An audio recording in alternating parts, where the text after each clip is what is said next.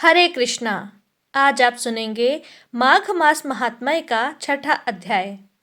इससे पहले के अध्याय में आपने सुना कि किस प्रकार यमदूत ने विकुंडल को बताया कि मनुष्य कौन कौन से ऐसे कर्म करता है जिनसे उसे नरक या फिर स्वर्ग की प्राप्ति होती है। विकुंडल ने यमदूत से जो भी प्रश्न पूछे उनका वर्णन आज सुनिए। विकुंडल कहने लगा कि हे यमदूत, तुम्हारे वचनों से मेरा मन अति प्रसन्न हुआ, क्योंकि सज्जनों के वचन सदैव गंगाजल के 10 पापों का नाश करने वाले होते हैं। उपकार करना और मीठा बोलना तो सज्जनों का स्वभाव ही होता है, जैसे अमृत मंडल चंद्रमा को भी ठंडा कर देता है। अब कृपया करके मुझे यह भी बतलाइए कि किस प्रकार मेरे भाई का नरक से उद्धार हो सकता है। विकुंडल की बात सुनकर यमदूत कुछ देर तक ज्ञान दृष्टि से विचार करने के बाद मित्रता रूपी रस्सी से बंधकर बोला, हे वैश्य, यदि तुम अपने भाई के लिए स्वर्ग की कामना करते हो तो जल्दी ही अपने 8 जन्म के पुण्य फल को उसके निमित्त अर्पण कर दो। तब विकुंडल कहने लगा, हे यमदूत, वह पुण्य क्या है और मैंने कौन से जन्म में और कैसे किया है, सो सब कुछ बतलाओ, फिर मैं अपना पुण्य अपने भाई को अर्पित कर दूंगा। विकुंडल की बात सुनकर यमदूत कहने लगा कि हे वैश्य, सुनो, मैं तुम्हारे पुण्य की सब कथा कहता हूँ। पूर्व काल में मधुवन में शालक नाम के एक ऋषि थे। वह बड़े तपेश्वरी ब्रह्मा के समान तेज वाले थे। नवग्रह की तरह उनकी पत्नी रेवती के 9 पुत्र थे, जिनके नाम ध्रुव, शशि, बुध, तार, ज्योतिमान थे। इन पांचों ने तो गृहस्थ आश्रम धारण किया था तथा निर्मोही, जितमाय, ध्याननिष्ठ और गुणात्मक यह चारों संन्यास ग्रहण करके वन में रहने लगे। यह शिखा सूत्र से रहित पत्थर और सोने को एक समान समझते थे और जो कोई अच्छा या बुरा उनको अन्न देता वही खा लेते और कोई कैसा ही कपड़ा देता उसे ही पहन लेते। सदैव ब्रह्मा जी के ध्यान में ही लगे रहते। इन चारों ने व्रत, शीत, निद्रा और आहार सबको जीत लिया था। बस चर अचर को विष्णु रूप समझते हुए मन धारण करके संसार में विचरण करते थे।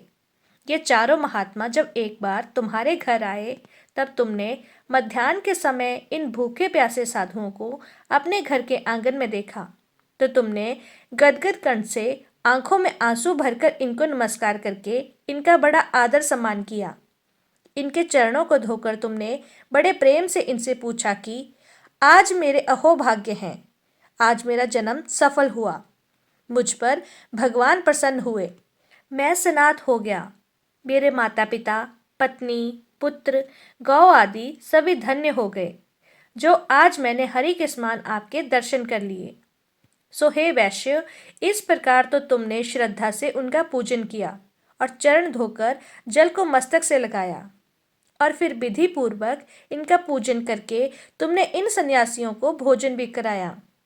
इन सन्यासियों ने भोजन ग्रहण करके रात को तुम्हारे घर में ही विश्राम किया और फिर ब्रह्मा के ध्यान में लीन हो गए। इन सन्यासियों के सत्कार से जो पुण्य तुम्हें मिला सो मैं भी कहने में असमर्थ हूँ, क्योंकि सब भूतों में प्राणी ही श्रेष्ठ होता है। प्राणियों में बुद्धि वाले, बुद्धि वालों में मनुष्य, मनुष्यों में ब्राह्मण, विद्वानों में पुण्यात्मा और पुण्यात्मा में ब्रह्मज्ञानी सर्वश्रेष्ठ होते हैं। ऐसे ही उनकी संगति से ही बड़े बड़े पाप भी नष्ट हो जाते हैं और यह पुण्य तुमने अपने पहले 8वें जन्म में किया था। सो यदि तुम अपने भाई को नरक से मुक्ति दिलाना चाहते हो तो यह पुण्य अपने भाई को दे दो। सो दूत के ऐसे वाक्य सुनकर विकुंडल ने बड़े प्रसन्न मन से अपना पुण्य अपने भाई कुंडल को दे दिया और वह नरक से मुक्त हो गया। तब दोनों भाई देवताओं से पूजित किए गए। तब दूत भी अपने स्थान को वापस चला गया। इस प्रकार वैश्य के पुत्र विकुंडल ने अपना पुण्य अपने भाई को देकर उसे नरक की यातना से मुक्त करवाया। सो हे राजन, जो कोई इस इतिहास को पढ़ता है या सुनता है वह 1000 गौदानों का फल प्राप्त कर लेता है। कार्तिवीर्य जी कहने लगे कि हे विप्रश्रेष्ठ, किस प्रकार एक वैश्य माघ स्नान के पुण्यों से पापों से मुक्त होकर दूसरे के साथ स्वर्ग को गया, सो मुझसे कहिए। तब दत्तात्रेय जी कहने लगे कि जल स्वभाव से ही उज्जवल, निर्मल, शुद्ध, बलनाशक और पापों को धोने वाला होता है। जल सब प्राणियों का पोषण करने वाला होता है, ऐसा वेदों में कहा गया है। मकर के सूर्य माघ मास में गौ के पैर डूबने योग्य जल में भी स्नान कर लेने से मनुष्य को स्वर्ग की प्राप्ति हो जाती है। यदि सारा मास स्नान करने में असमर्थ हो तो 3 दिन ही स्नान करने से पापों का नाश हो जाता है। जो व्यक्ति माघ मास में थोड़ा भी दान करे वह भी धनी और दीर्घायु हो जाता है।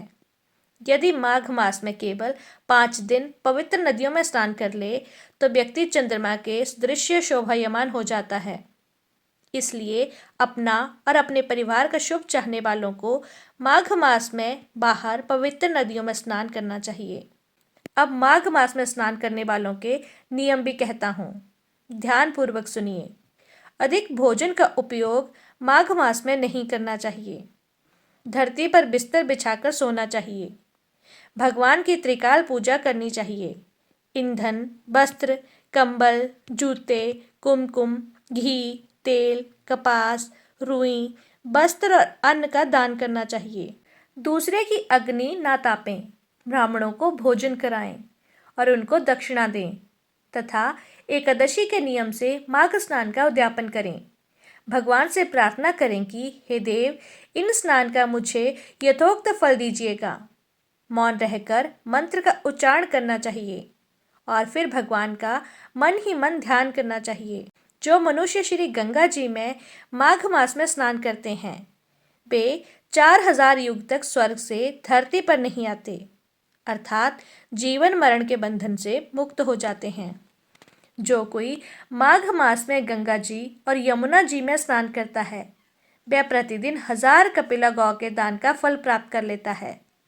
दत्तात्रेय जी कहने लगे कि हे राजन, प्रजापति ने पापों के नाश के लिए प्रयाग तीर्थ की रचना की। सफेद अर्थात गंगा जी और काली अर्थात यमुना जी के जल की धारा में स्नान का महात्म भी अब भली प्रकार से सुनो। जो भी व्यक्ति इस संगम में माघ मास में स्नान कर लेता है वह कभी गर्भ योनि में नहीं आता, अर्थात बार बार जीवन मरण के बंधन से मुक्त हो जाता है। भगवान श्री हरि की दुर्गम माया माघ में प्रयाग तीर्थ पर सब नष्ट कर देती है। माघ मास में प्रयाग में स्नान करने से मनुष्य अच्छे भोगों को भोग कर ब्रह्मलोक को प्राप्त हो जाता है। माघ मास और मकर के सूर्य में जो प्रयाग में स्नान करता है उसके पुण्य की गिनती तो चित्रगुप्त भी नहीं कर सकते। 100 वर्षों तक निराहार रहकर जो पुण्य प्राप्त होता है वही फल माघ मास में केवल 3 दिन प्रयाग में स्नान कर लेने से मिल जाता है। जो फल 100 वर्षों तक योगाभ्यास करने से मिलता है, जैसे सर्प पुरानी केंचुली को छोड़कर नया रूप धारण कर लेता है, वैसे ही माघ मास में स्नान करने से मनुष्य पापों को छोड़कर स्वर्ग को प्राप्त हो जाता है। परंतु गंगा यमुना के संगम में स्नान करने से हजारों गुना फल प्राप्त होता है। अतः हे राजन, जिसको अमृत कहते हैं वह यह त्रिवेणी ही है। ब्रह्मा, शिव, रुद्र, आदित्य, मरुतगण, गंधर्व, लोकपाल, यक्ष, किन्नर, अणिमादि गुणों से सिद्ध तत्वज्ञानी ब्राह्मणी, पार्वती, लक्ष्मी, शची, नैनादति, अदिति, संपूर्ण देव पत्नियां और नाग की स्त्रियों घृतांची, मेनका, उर्वशी, रंभा, तिलोत्तमा, अप्सरागण और सब पितृ मनुष्यगण कलयुग में गुप्त और सतयुग आदि में प्रत्यक्ष सब देवता माघ मास में स्नान करने के लिए आते हैं। इन दिनों माघ मास में प्रयाग में स्नान करने से जो पुण्य प्राप्त होता है उसका वर्णन तो एकमात्र प्रभु ही कर सकते हैं। मनुष्यों में कहने की शक्ति ही नहीं है। हजारों अश्वमेध यज्ञ करने से भी यह फल प्राप्त नहीं होता। पूर्व समय में कांचन मालिनी ने इस स्नान का फल राक्षस को दिया था, जिससे वह पापी भी अपने पाप कर्मों से मुक्त हो गया था और स्वर्ग लोक को प्राप्त हो गया था। कार्तिवीर्य कहने लगे कि हे भगवान, वह राक्षस कौन था और कांचन मालिनी कौन थी? उसने अपना धर्म कैसे दिया और उनका साथ कैसे हुआ? हे ऋषिवर, अत्रि ऋषि की संतानों के सूर्य, यह कथा सुनाकर कृपया मेरा कौतूहल दूर कीजिए। तब दत्तात्रेय जी कहने लगे, हे राजन, इस पुरातन विचित्र इतिहास को सुनो। कंचन मालिनी नाम की एक सुंदर अप्सरा थी, जो माघ मास में प्रयाग में स्नान करके कैलाश पर जा रही थी। तब उसको मार्ग में जाते हुए हिमालय के कुंज से एक घीर राक्षस ने देखा। उस सोने जैसे तेज वाली, सुंदर कटी वाली, बड़े बड़े नेत्रों वाली, चंद्रमुखी सुंदर केश और पीन प्योदर वाली सुंदर अप्सरा को देखकर उस राक्षस ने कहा, हे सुंदरी कमल नैनी, तुम कौन हो और कहाँ से आ रही हो? तुम्हारे वस्त्र और बेणी भीगी हुई क्यों हैं? तुम आकाश मार्ग से कहाँ जाती हो और किस पुण्य के प्रताप से तुम्हारा शरीर ऐसा तेजस्वी और रूप ऐसा मनोहर है? तुम्हारे गीले वस्त्र से मेरे मस्तक पर गिरे हुए बूंद जल से मेरे क्रूर मन को एकदम शांति प्राप्त हो गई। इसका क्या कारण है? तुम बड़ी शीलवान होती हो, कृपया इसका कारण मुझसे कहिए। तब अप्सरा ने कहा, हे राक्षस सुनो, मैं कमरूपिणी अप्सरा हूँ। मैं प्रयाग के संगम में स्नान करके आ रही हूँ। इसी कारण मेरे वस्त्र भीगे हुए हैं। अब मैं स्नान करने के बाद कैलाश जा रही हूँ, जहाँ पर श्री शिव निवास करते हैं। त्रिवेणी के जल से मेरी सब क्रूरता दूर हो गई, जिसके पुण्य के प्रभाव से मैं इतनी सुंदर और पार्वती जी की प्रिय सखी हो गई हूँ। जो आश्चर्य देने वाला उदाहरण मुझसे श्री ब्रह्मा जी ने कहा था, अब तुम भी सुनो। मैं कलिंग देश के राजा की वेश्या थी। रूप लावण्य और सुंदरता में अपूर्व थी। मेरी सुंदरता पर सारा नगर मोहित था और मैंने अनेकों प्रकार के भोग भोगे। अनेक प्रकार के वस्त्र और आभूषण की मेरे घर में कोई कमी नहीं थी। कई कामी पुरुष आपस में ही स्पर्धा से मृत्यु को प्राप्त हो गए। इस तरह उस नगर में बड़ी सुंदरता से यौवन व्यतीत हुआ और मैं वृद्धावस्था को प्राप्त हो गई। तब मेरे मन में एक विचार उत्पन्न हुआ कि मैंने अपनी सारी उम्र पापों में ही बिता दी। धर्म का तो कोई कार्य, दान तप यज्ञ आदि नहीं किया। कभी शिव जी या दुर्गा जी की आराधना भी नहीं की, ना कभी भगवान विष्णु का पूजन किया। इस प्रकार अशांत मन से मैंने एक ब्राह्मण की शरण ली, जो कि वेदों के ज्ञाता और ब्रह्मनिष्ठ थे। मैंने उनसे पूछा कि हे ब्राह्मण देवता, मेरा निस्तार किस प्रकार से हो सकता है? महाराज, साधु सज्जन अच्छे और बुरे सभी पर दया करते हैं, इसलिए मुझ दीन पर भी कृपा करके मुझ कीचड़ में डूबी हुई को पकड़कर उबार दीजिए। क्षीर सागर क्या हंस को ही दूध देता है, बत्तख को नहीं देता? तब वह ब्राह्मण राजा पुरोहित इन सब बातों को सुनकर मुझ पर दया करके कहने लगे, तो ब्रह्म के क्षेत्र में अर्थात प्रयाग में जाकर माघ मास में त्रिवेणी संगम में स्नान कर, परंतु मन में अशुभ क्रिया का विचार कदापि नहीं करना। पापों के नाश के लिए महर्षि ने तीर्थ स्नान से अधिक और कोई प्रायश्चित नहीं बतलाया। प्रयाग में स्नान करने से तो अवश्य पवित्र होकर स्वर्ग को हो जाएगी। हे भामिनी, पुराने समय में गौतम ऋषि की स्त्री को देखकर इंद्रदेव ने काम के वशीभूत होकर कपट वेश में उससे भोग किया था। इसलिए ऋषि द्वारा दिया गया श्राप और उसका शरीर अत्यंत लज्जायुक्त हजारों भगों वाला हो गया। इंद्र नीचा मुंह करके अपने पाप कर्म की बुराई करने लगा। मेरु पर्वत के शिखर पर स्वच्छ जल वाले सरोवर पर एक स्वर्ण कमल से भरे हुए कोटर में घुस गया और अपने पाप को धिक्कारता हुआ काम की बुराई करने लगा कि यही सब पापों का मूल है। इसके ही वशीभूत होकर मनुष्य नरक में जाते हैं और अपने धर्म, कीर्ति, यश और धैर्य का नाश कर डालते हैं। इंद्र ऐसा सोच ही रहा था, सो इंद्र के बिना सारा देवलोक शोभाहीन हो गया।